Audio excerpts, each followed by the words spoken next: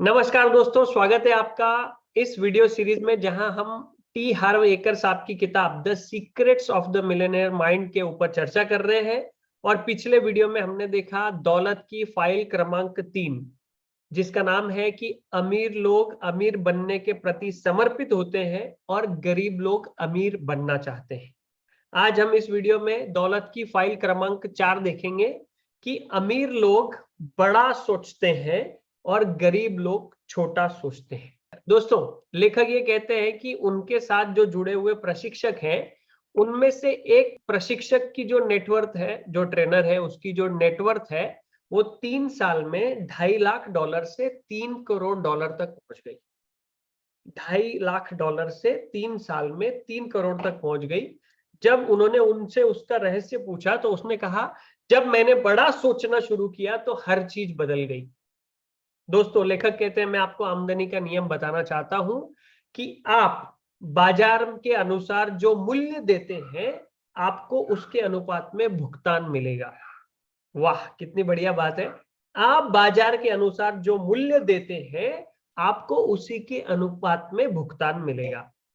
दोस्तों, प्रमुख शब्द वैल्यू है, यानी कि मूल्य। ये जानना बहुत ही महत्वपूर्ण है कि बाजार में आपके मूल्य को 4 तत्व तय करते हैं: मांग, आपूर्ति, क्वालिटी, क्वांटिटी।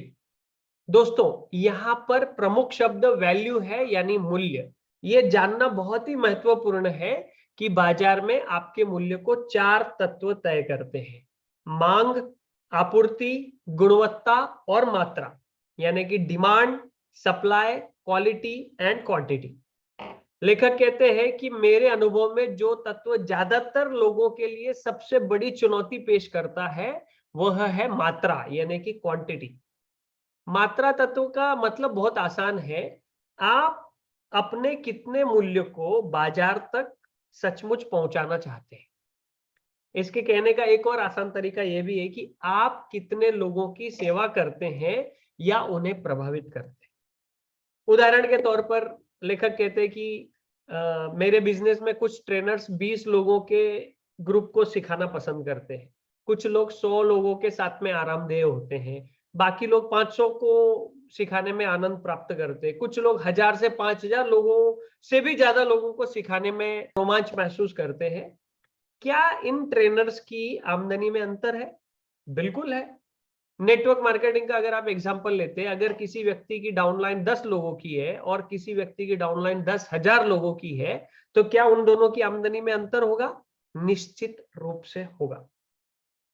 इस किताब की शुरुआत में भी उन्होंने जिक्र किया था कि लेखक जो है रिटेल फिटनेस स्टोर्स की चेन के मालिक थे। वो ये कहते हैं कि जिस पल मैंने ये बिजनेस में जाने का विचार किया, उसी पल मेरा इरादा 100 सफल स्टोर खोलकर लाखों लोगों को प्रभावित करना था।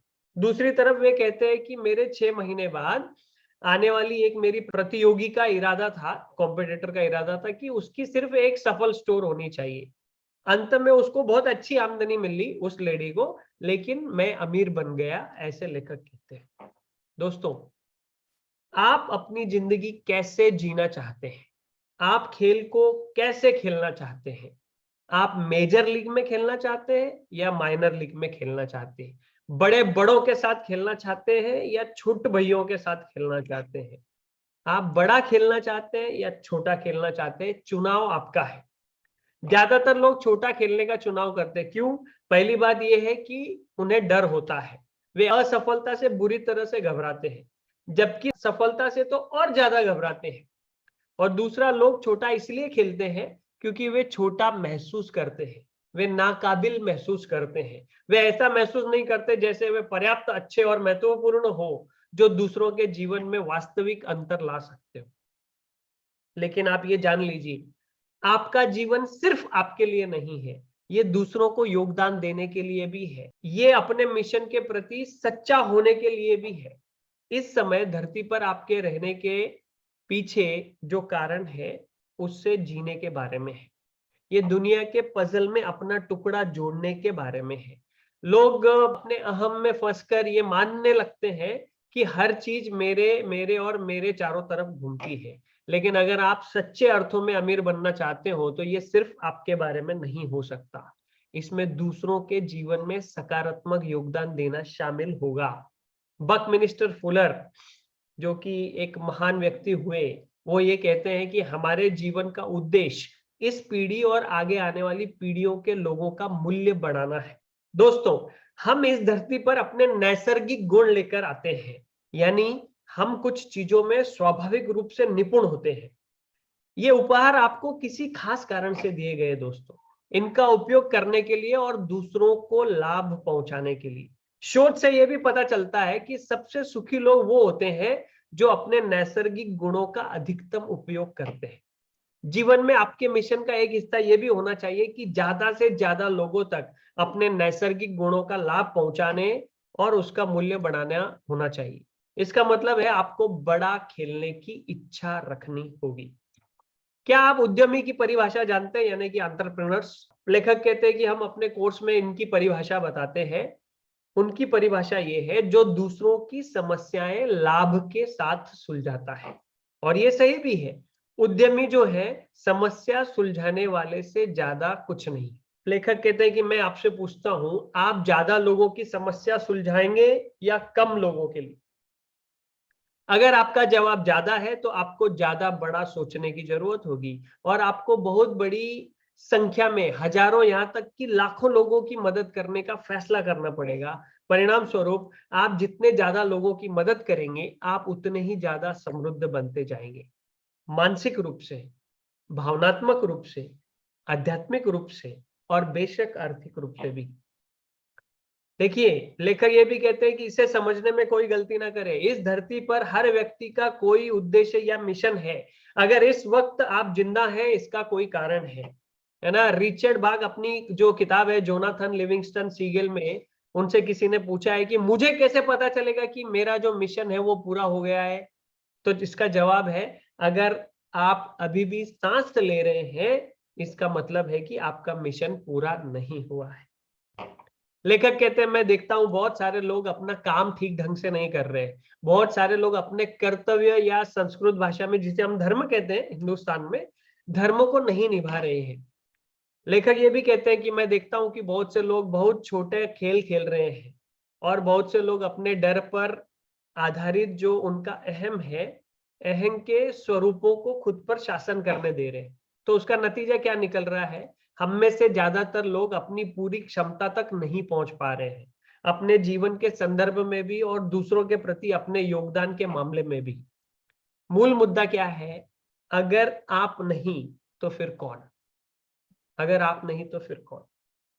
एक बार फिर, हर व्यक्ति का अपना कोई अनूठा उद्देश्य होता है। हो सकता है कि आप रियल एस्टेट में निवेशक हो और मकान खरीदकर उसे किराए पर उठाते हो और कैश फ्लो और प्रॉपर्टी के एप्रिसिएशन का आप लाभ उठाते हो।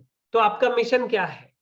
आप कैसे लोगों की मदद कर सकते हैं? इस बात की अच्छी संभावना है कि आप सस्ते मकान खोजने में परिवारों की मदद करें, अपने समुदाय का मूल्य बढ़ाने में उनकी मदद करें, जो इसके बिना नहीं हो सकता है। अब सवाल ये है कि आप कितने लोगों की मदद कर सकते हैं? क्या आप एक के बजाय 10 लोगों की मदद कर सकते हैं? 10 के बजाय 20 की कर सकते हैं? 20 के बजाय 100 लोगों की मदद करने के आप इच्छुक हैं? बड़े खेल से लेखक का मतलब यही है। वो एक और बहुत अच्छी बात बताते हैं। अ रिटर्न टू लव मी एक किताब है मैरियन विलियमसन की, उसमें उन्होंने एक पैराग्राफ पढ़ा था। वो पैराग्राफ यहाँ पर दिया जा रहा है। बहुत ही सुंदर पैराग्राफ है दोस्तों। उसमें लिखा है, आप ईश्वर की संतान है। आपके छोटा खेलने से दुनिया का भला नहीं होता है। बाकी लोग आपके आसपास असुरक्षित महसूस न करें, यह सोचकर सिकुड़ने में कोई दिव्यता नहीं है। हमारे जो रचयिता है, जो गॉड है, हमारे रचयिता का इरादा ये था कि हम सभी उसी तरह चमके जैसे छोटे बच्चे चमकते हैं। हम ईश्वर की दिव्यता को प्रकट करने के लिए पैदा हुए हैं, जो हमारे भीतर है। पर हम में से सिर्फ कुछ लोगों में नहीं, पर हम में से ये सिर्फ कुछ लोगों में नहीं है, ये हम में से हर एक में है। और जब हम खुद की रोशनी को चमकने देते हैं, तो हम अचेतन रूप से दूसरे लोगों को भी ऐसा करने की अनुमति दे देते हैं। जब हम अपने डर से मुक्त होते हैं, तो हमारी उपस्थिति अपने आप दूसरों को मुक्त कर देती है।